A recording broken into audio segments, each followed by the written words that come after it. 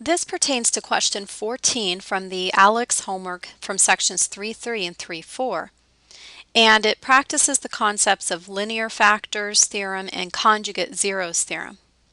We are told that r of x is a polynomial with the degree of 15. Its coefficients are real numbers.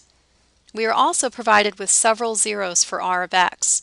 We're told that it has the zeros 5i, 1 plus 2i, 1 minus 2i, negative 3 minus 4i, and negative 3 with a multiplicity of 2. Let's find another zero for r of x. To do this, I'm going to apply the conjugate zeros theorem. This states that imaginary zeros always come in conjugate pairs. So a function will always have an even number of imaginary zeros if it has any at all. So if they tell me that 5i is a zero, then I know that negative 5i would be a zero. They give me one conjugate pair, 1 plus 2i and 1 minus 2i, and then they tell me that negative 3 minus 4i is a complex zero, so then another possible zero would be negative 3 plus 4i. Alex would accept either of these answers.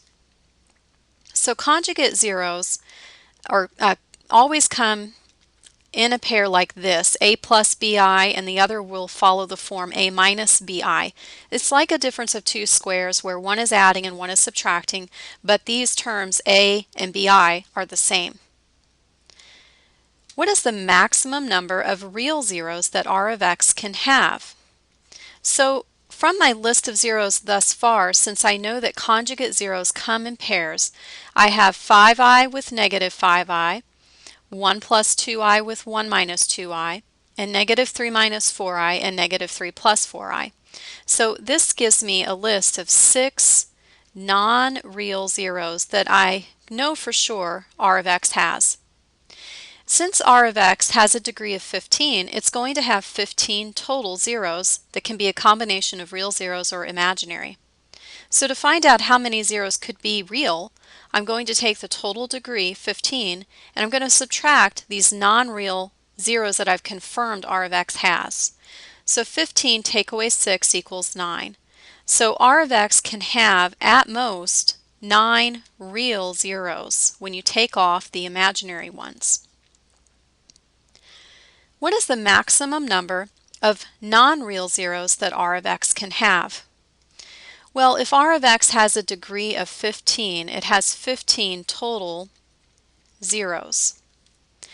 From my list, I know for sure that it has 2 real zeros, and it's negative 3 with a multiplicity of 2, so there's where the 2 real zeros are coming from. All the others they gave me were imaginary.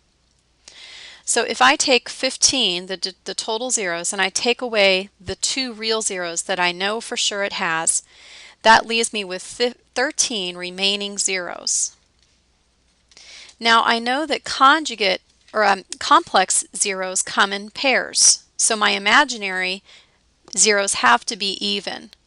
So there's no way to have 13 imaginary or non-real zeros since that's an odd number. So I'm going to subtract 1 from that, and that gives me with 12. There's a possibility that this function could have 12 non-real zeros, and the rest could be real.